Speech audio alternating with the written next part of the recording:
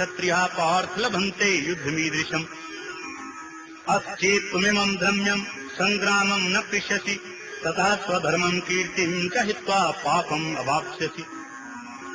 और हे पार्थ, अपने आप प्राप्त हुए और खुले हुए स्वर्ग के द्वार रूप इस प्रकार के युद्ध को भाग्यवान क्षत्रिय लोग ही पाते हैं। और यदि तू इस धर्मयुक्त संग्राम को नहीं करेगा तो स्वधर्म को और कीर्ति को खोकर पाप को प्राप्त होगा। अकीर्तिं चापि भूतानि कथयिष्यन्ति ते अव्याम् संभावितस्य च कीर्तिर्मरणागतिरिच्यते। और सब लोग तेरी बहुत काल तक रहने वाली अपकीर्ति को भी कथन करेंगे, और वह अपकीर्ति माननीय पुरुष के लिए मरण से भी अधिक बुरी होती है। भयाद्रणात् उपरतम मन्स्यन्ते त्वाम् महारथा येषाम् च त्वम् बहुमतो भूत्वा यास्यसि लाघवम्। और जिनके लिए तू बहुत माननीय होकर भी अब तुच्छता को प्राप्त होगा, वे महारथी लोग तुझे भय के कारण युद्ध से उपराम हुआ मानेंगे।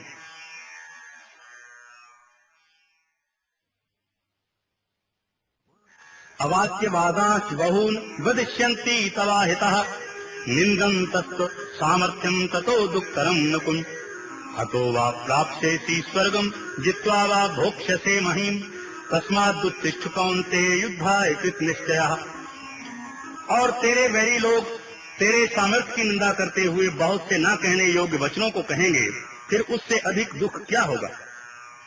इससे युद्ध करना तेरे लिए सब प्रकार से अच्छा है, क्योंकि या तो मरकर स्वर्ग को प्राप्त होगा अथवा जीतकर पृथ्वी को भोगेगा। इससे हे अर्जुन, युद्ध के लिए निश्चय वाला होकर खड़ा हो। सुख दुखे समे कृत्वा लाभा लाभौ जया जयौ ततो युद्धाय युज्यस्व नैवं पापं वाप्स्यसि।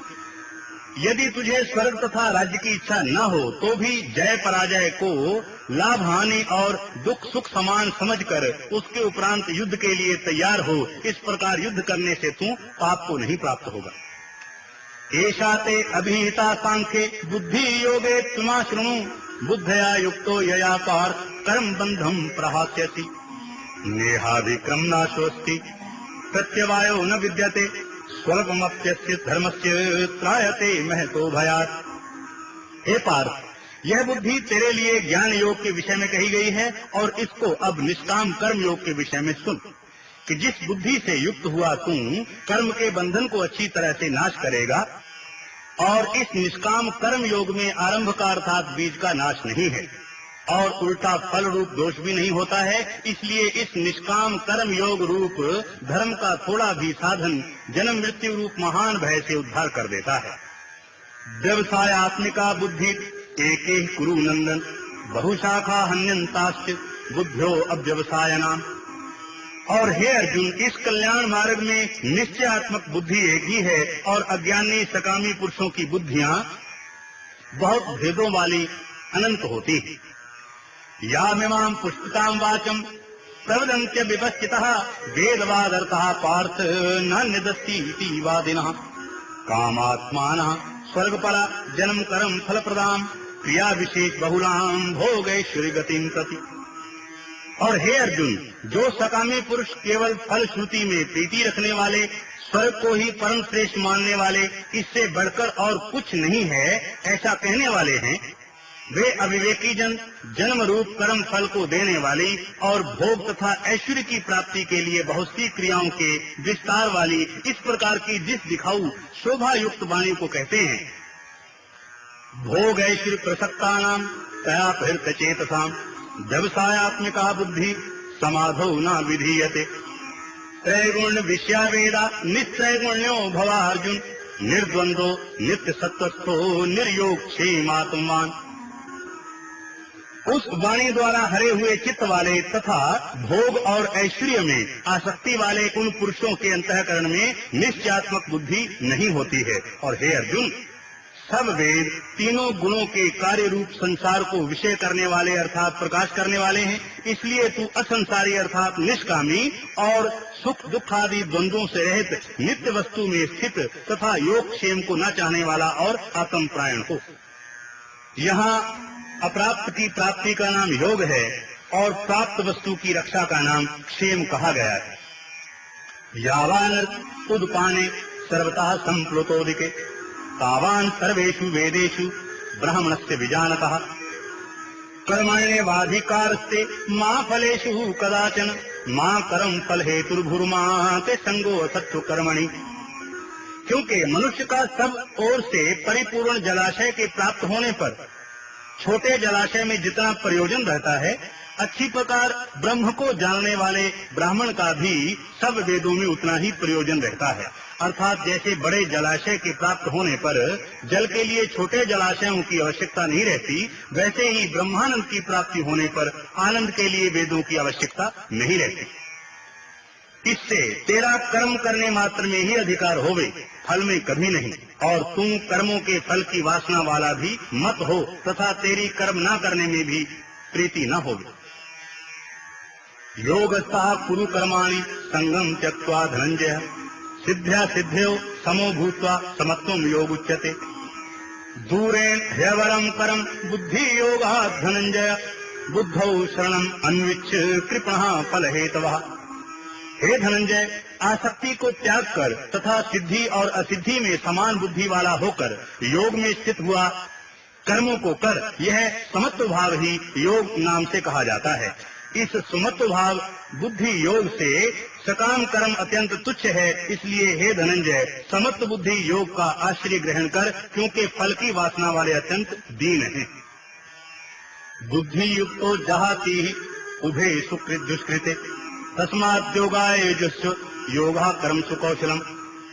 कर्मजम बुद्धि युक्ता ही फलम त्यक्त्वा मनीषिणः जन्म बंध विनिर्मुक्तः पदम गच्छन्ति नाम्यम्।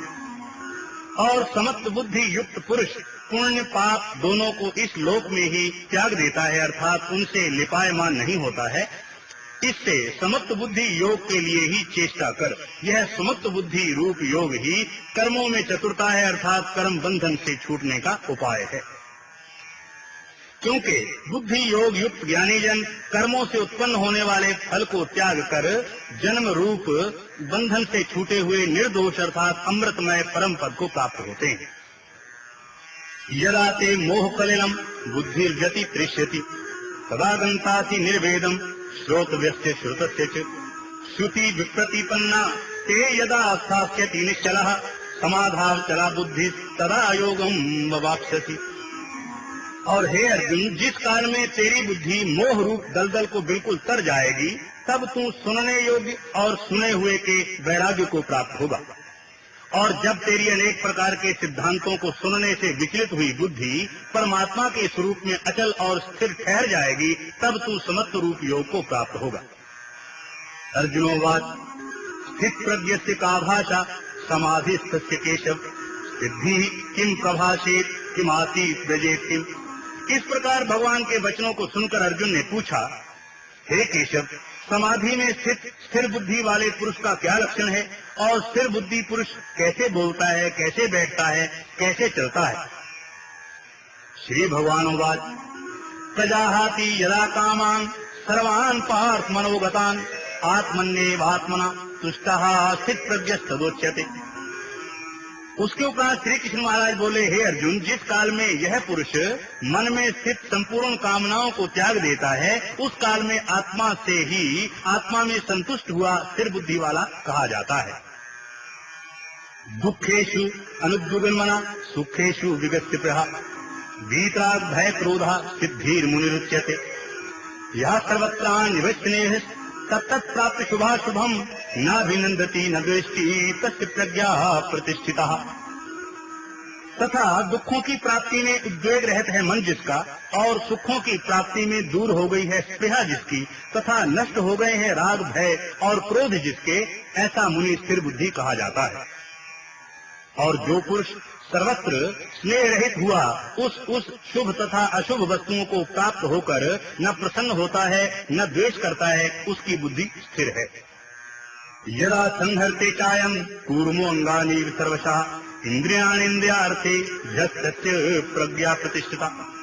और कछुआ अपने अंगों को जैसे समेट लेता है, वैसे ही वह पुरुष जब सब ओर से अपनी इंद्रियों को इंद्रियों के विषयों से समेट लेता है, तब उसकी बुद्धि स्थिर होती है। विषया विनिर्वर्तन्ते निराहारस्य देहिनः रसवर्जं रसोऽप्यस्य परं दृष्ट्वा निवर्तते यततो ह्यपि कौन्तेय पुरुषस्य विपश्चितः इन्द्रियाणि प्रमाथीनि हरन्ति प्रसवं मनः